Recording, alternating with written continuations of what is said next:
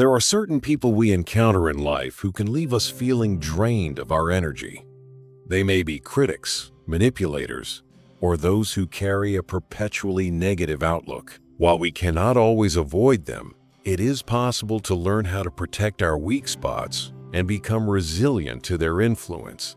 A Roman emperor and Japan's most renowned samurai, two great thinkers from different parts of the world, developed strategies not just for conflict, but for life's most challenging interactions.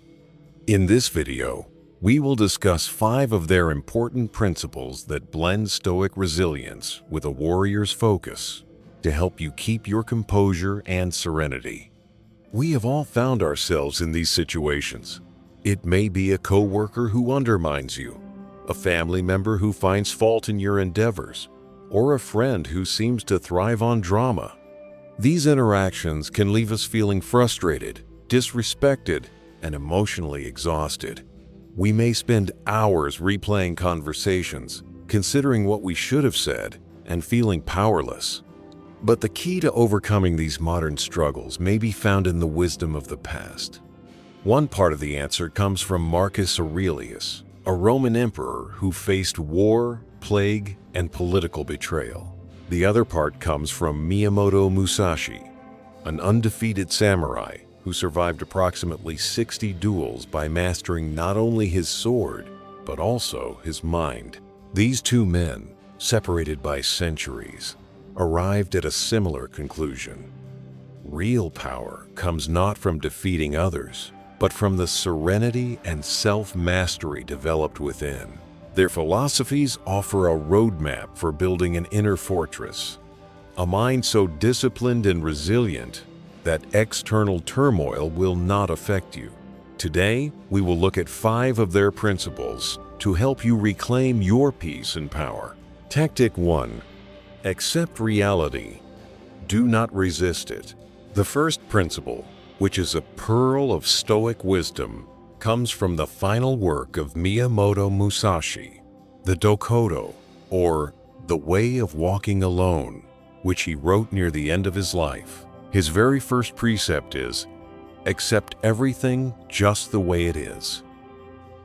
This idea is a profound, strategic approach to life. When we meet a difficult person, our first instinct is often resistance. We think, they should not act this way, or this is unfair. This resistance is where our suffering often begins. Musashi, whose life depended on seeing reality clearly, understood that wishing for a different reality is not an effective strategy. You cannot win a duel by wishing your opponent was weaker. You win by accepting their strength and planning your response. The modern application is to stop investing your energy in the hope that difficult people will suddenly change. That coworker who gossips, accept that this is their pattern. That relative who criticizes, accept that this is their behavior. Acceptance is not the same as approval or surrender. It is a critical first step. By accepting what is, you stop fueling your own frustration and are free to ask the right question. Given this reality, what is my most effective response? This moves you from emotional reaction to strategic action. In a sentiment that captures the heart of Stoicism, Marcus Aurelius taught that you have power over your mind, not outside events, and realizing this is where you find strength. This principle is the foundation upon which you can build your resilience. Tactic 2. Prepare for the day in the morning. Our second principle comes from the private journals of Marcus Aurelius. Every morning, he practiced an exercise known as premeditatio malorum, the premeditation of challenges. This way of thinking is not negative at all. Rather, it supports a good way to deal with the stress and anxiety we all experience. He would begin his day with the thought, the people I deal with today will be meddling, ungrateful, arrogant, dishonest, jealous, and surly. They are like this because they can't tell good from evil. This is not pessimism. It is a way to build strong resilience that lets us face the future with more confidence and calm. By anticipating that the worst could happen, we mentally and emotionally get ready for anything that might occur. The Stoic philosopher Seneca noted that unexpected events often feel the heaviest. When you anticipate rudeness, it loses some of its power to disrupt your inner peace. Think of yourself as a tree in a storm. The branches may move, but the base stays strong and fixed. In our daily lives, this means taking a moment before a difficult meeting or family gathering. Acknowledge that you might encounter difficult people and decide in advance how you will respond, not with anger, but with your values intact. This mental rehearsal helps you protect your inner serenity because you are no longer a victim of surprise, but a calm commander of your own response. Tactic 3. Make your mind an unmovable fortress. The third Stoic principle suggests that our greatest weakness is not an external opponent, but our own untamed emotions. For Miyamoto Musashi, emotional control was a matter of life and death. His strategy was to achieve a state of inner calm so profound that he could observe his opponent's actions without being affected by them. Marcus Aurelius expressed a similar idea, writing, "If you are distressed by anything external, the pain is not due to the thing itself, but to your estimate of it, and this you have the power to revoke at any moment." This teaching supports the practice of creating emotional distance. When a difficult person tries to provoke you, their goal is to transmit their anger and negativity to you. The wise response is to refuse this transmission. In a practical sense, this means practicing the pause. When you feel a flash of anger, do not react immediately. Take a slow, deep breath. In that moment of stillness, you reclaim your power. This allows you to shift from thinking, "I am angry," to "I feel the sensation of anger." You are the observer of the emotion, not the emotion itself. From this view, you can choose a thoughtful response instead of an impulsive one. This is what Musashi called fudoshin, the immovable mind. It is a mind that can observe a storm without being swept away by it. Tactic 4. Focus only on what is yours. The fourth Stoic principle gives a critical view known as the dichotomy of control. This teaching, which was influenced by Epictetus's thoughts, encourages us to adopt a serenity and acceptance-oriented outlook. It states that some things are within our control, while others are not.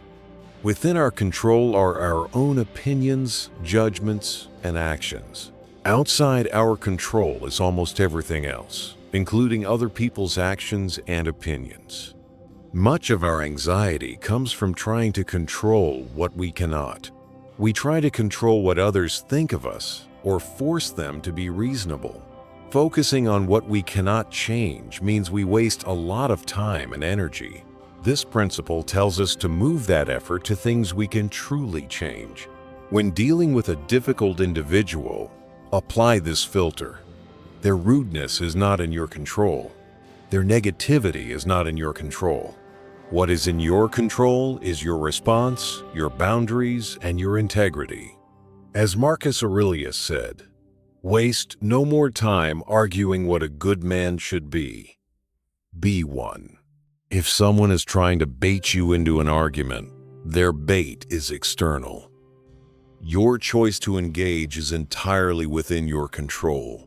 You can set a clear boundary or walk away. This is not weakness. It is a reallocation of your energy toward the winnable goal of mastering yourself. Tactic 5. The best revenge is to be different.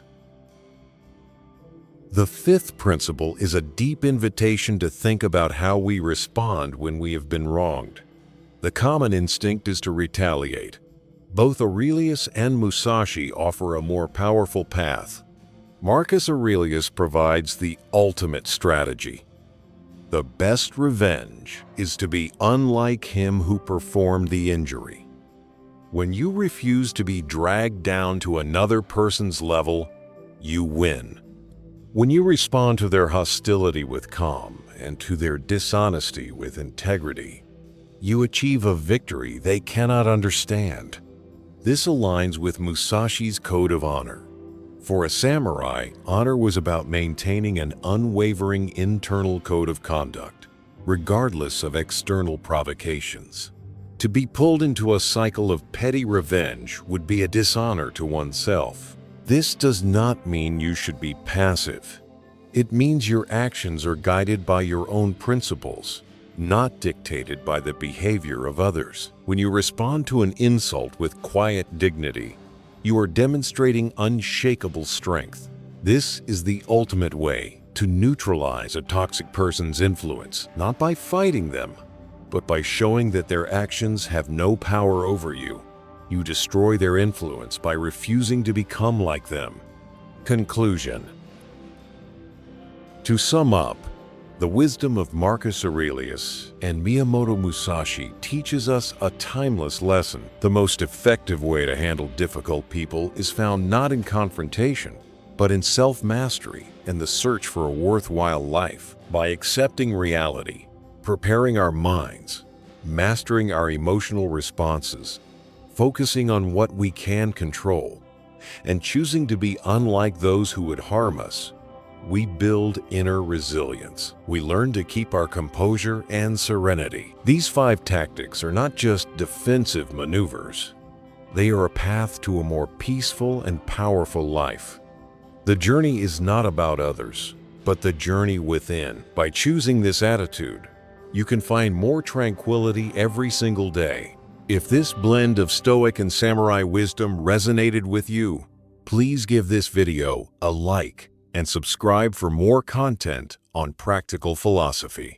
And in the comments below, let us know, which of these 5 tactics will you begin to practice today? We would be glad to hear from you. Thank you for watching.